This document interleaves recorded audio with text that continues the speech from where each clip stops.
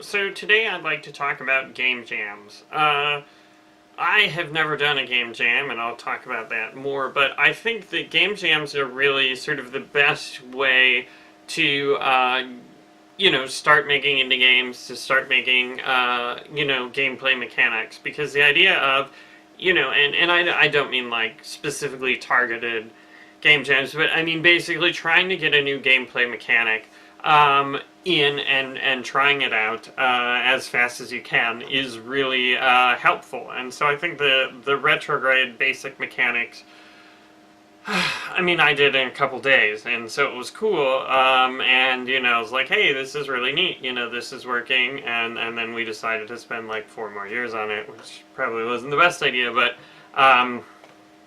well, more if you count the PC port, but, I mean, basically the idea is, hey, we'll put something together quickly, see what we think, see how it plays. And, you'll notice, like, Double Fine has their Amnesia Fortnite or whatever, and, they put their jam games up and they spend, like, a week on them and create really interesting things, and then they turn some of those into games. And I think that's a really good development methodology, is to basically try something, try different mechanics, try a bunch of different interesting ideas quickly, and see what see what happens. And certainly if you're like, oh, I want to go indie, but I don't have a good game, I would say just keep jamming, keep putting prototypes together until you find one that, when people play it, they're like, yes, this is awesome. And but personally, I've never really done a game jam, and I'm almost afraid of them because, well, there's 2 reasons, and the first reason is probably particular to me, but I mean, I work fast for what I do. I would say I'm good at programming and good at knocking stuff out, but I don't think I quite knock things out at, like, game jam pace. I knock things out at, I'm not going to throw this code away. This is a, code to work from and build on, and, building blocks and put things together, and, systems and things like that. So I would say I work, best under the context of, we're creating this to last, which, of course, when you're developing an actual game, that's a great skill. If you have that sort of game jam, hacky hack mentality, then you're going to be screwed over when it's time to actually ship your game. But, I think I don't know if I can do the quick and dirty hacking anymore. Again, and I think this sort of ties into my OCD, is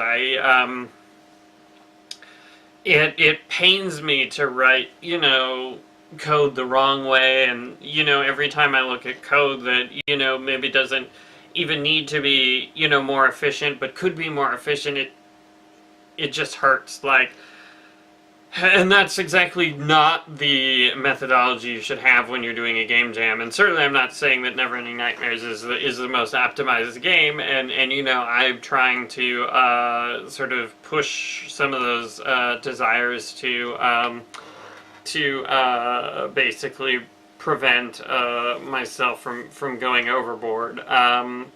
And, we did need to optimize, like, the lighting effect. I optimized the crap out of that, and it did give us, several FPS on the Ouya and whatnot. But I think with the game jams, you need to have that quick and dirty, just get it done, no one's ever going to look at this code again methodology, and even on projects where it's less important that I put together something nice, I find it difficult, and I find sort of this internal struggle of oh, does this need to be this way? Can I do anything about it?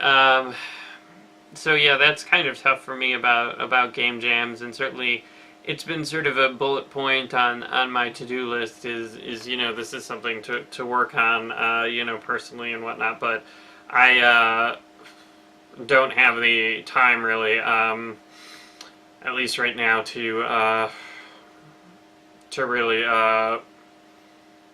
do game jams and to work on that aspect. But the other thing I wanted to say about game jams is that they're very good for mechanic-based games, and certainly I've said this before, is, you know, if you're going to get into indie development, mechanics-based games are probably the way to go.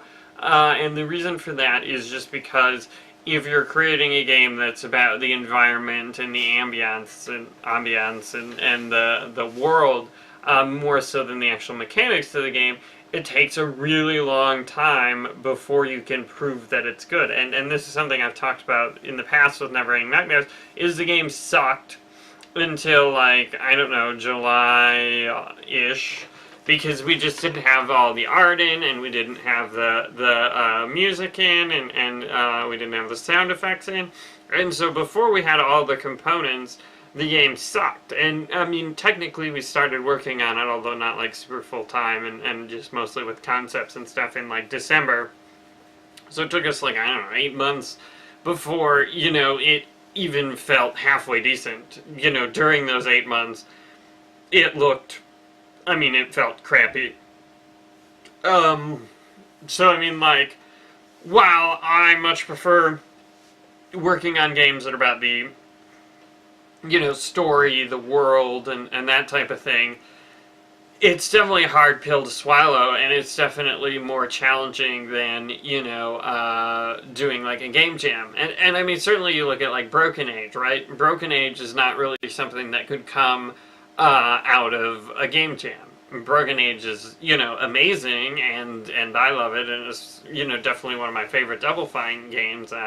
It's more appealing to me than their sort of jammy-based games, but, you know, so it's really something to think about, you know, what sort of game you want to make as an indie developer, and the best way to go about that. And certainly, I've found, I think, the best way to prove that a game will work, you know, is that for an environment story-based game is to do the trailer first. So probably for